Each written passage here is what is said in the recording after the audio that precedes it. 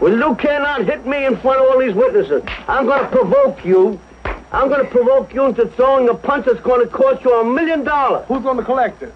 I. Your beneficiary.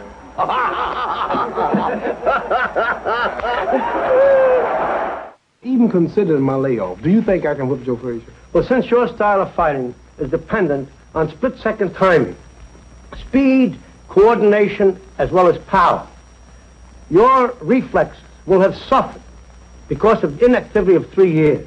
And in my opinion, the outcome would be very much in doubt, and I think there'll be a great many people who are willing to pay to see such a fight who will agree with me, that will come to see that fight. Only because they think... Thinking I have a chance to get beat? Not a chance. They believe you will get beat. Who? Frazier with me? The public will believe that because you have been out. I'll talk to you later. Let me show you something. You'll have to prove it in the ring. Not with words. And not with an old man, right? And not with an old man. Well, I'm gonna show you something. You should see what I'm trying to say now. And you know Joe Frazier's style, don't you? Yes, I think I do. Well, like that, right. Now, short arms. Well, hold it now. He don't move that fast. That's the way he moves. No, he don't move that fast. Does. Now, look, this is all I have to do to Joe Frazier. True. Come on in. I'm not gonna hit you. You're not gonna hit me, Mr. Champion. Come on in. I'm not gonna hit you. I think you want to get even with me. I'm not gonna hit you. Come here. Let me show you. This is what I'll do with Joe Frazier. Just jab, jab, keep my distance. Jab, jab. Bop, bop. And when he does that... No, he's not that good. I'm telling you, he's a slugger. I'm an old man. If I can do it, he can do it. I'm talking about Joe Frazier. All right. Hold it then, jab, jab. See, you're the scholar of boxing. Don't give me that stuff. Pop, pop, pop, pop. No, he's not that fast, I'm telling you. Joe Frazier don't fight like this. Yes, he does. He's his now way. He does. His way to fight. This is Joe Frazier fighting me. Punches around. See, this is Joe Frazier. He's trying to block him. What he's doing, he's catching him. See, and a real boxer, this is nothing but a target for a man who can stay on his toes, who can stick him. Like stay off range when he don't want to punch. When he's ready to punch, move in. Stick. That's what you do a man like Joe Frazier. Back off of him. Just keep boxing style. There's nowhere in the world for a man that don't have no footwork to catch me. Even a welterweight. But keep your camera moving, because I'm kind of fast. Keep your camera moving. Lightweight's not this fast. Plus, I'm talking to him. I'm making him frustrated.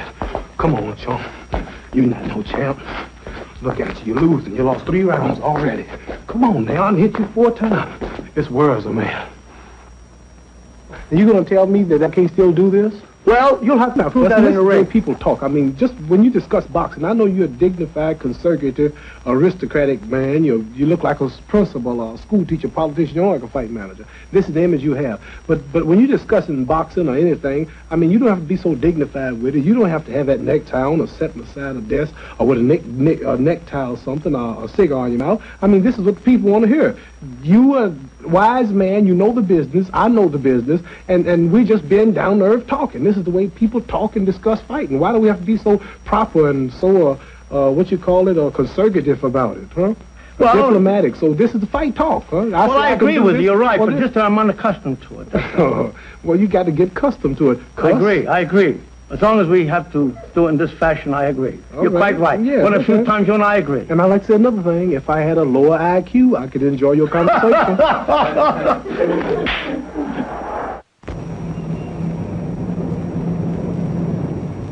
In September of 1970, after 3.5 years out of the ring as a result of his refusal to join the army, Muhammad was finally given a license to box an exhibition in Atlanta, Georgia.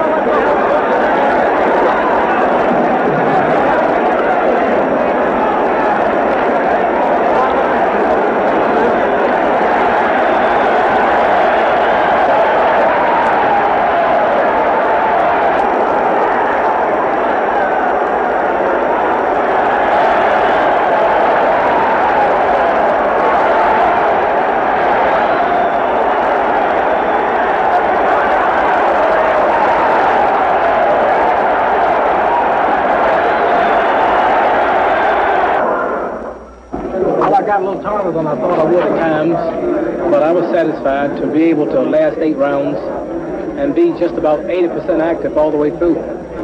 After just a 10-day notice. Although this is exhibition and I've been on 3 years, I've only had 10 days to really start training, knowing that this was coming off. Might have not been as fast as I wanted to be, but as long as I can go without really getting hit or shook up. It's a miracle for a man of my caliber, even top trainers, people like Jack Dempsey, Joe Frazier's training. All these people have been saying it's impossible for a fella to get in shape to do the job that I have to do. Various things that's happened to me and the write-ups and this and that for the past 3 years have made me much stronger and more determined to come back still a winner over many who predicted I won't. I look at this as I'm fighting for my freedom, not just a fight, but this is for my freedom. This is the way I look at it. All I want is the flash in the spirit when the bell rings from now on. Muhammad was given a license to fight Jerry Quarry in Atlanta. He gathered around him the same group of people whom he worked with before his license was revoked.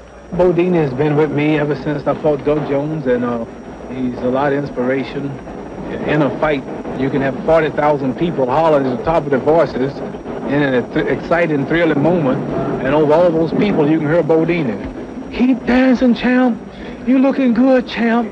Dance, dance, champ. And he originated the saying, float like a butterfly and sting like a bee. I want you to just meet Bodine just for a minute. Come here, Bodine. He's in the studio here. This is Bodine. Bodine, let's give him that little saying we used to say before each fight, you know. Float like a butterfly and sting like a bee. Ah, rumble, young man, rumble. Ah, that's Bodine. And he originated that saying, which made people angry. They said the big mouth needs a good whooping. And the night I fought Sonny Liston, I heard a few Southerners at ringside saying, Sonny, knock that nigger out. The nigger talks too much. And we laughed, didn't we? Because his seat cost $250. Though I have a great deal of respect for his athletic abilities, tremendous unusual coordination, nevertheless, I had never known of any athlete who could remain inactive for 3 years or more and then perform on a level to fight a top contender. When the Ali Jerry Quarry fight was signed, I just had to go down to Atlanta to see for myself how much of his great ability he had lost.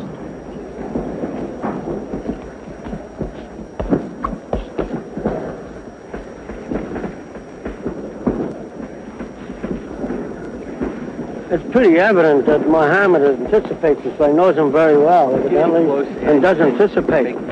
The funny bit about this kid is you never know in the gymnasium because you can't. I know. He never does the same thing in the gym he does in the fight. Well, that's true generally, but all he does is look to get sharp. And he makes these guys make mistakes and see how he would be in a certain type of situation. Yeah, how he would take advantage. That's right. Yes, I understand that. But the thing that bothers me about him is this. Too frequently, whether he's putting on or not, too frequently he's been taking solid punches with a consistency that's bothering me. It bothers me. Well, I don't blame it bother you. It bothers me also. But this has been this kid from the go. And not as many times as this, because I have seen him before. And I have seen him take punches yesterday, for example, with a consistency that was really bothering me, because this is a fellow who, while he may take punches, he doesn't like to take these kind of punches, not solid punches, to the head, to the body.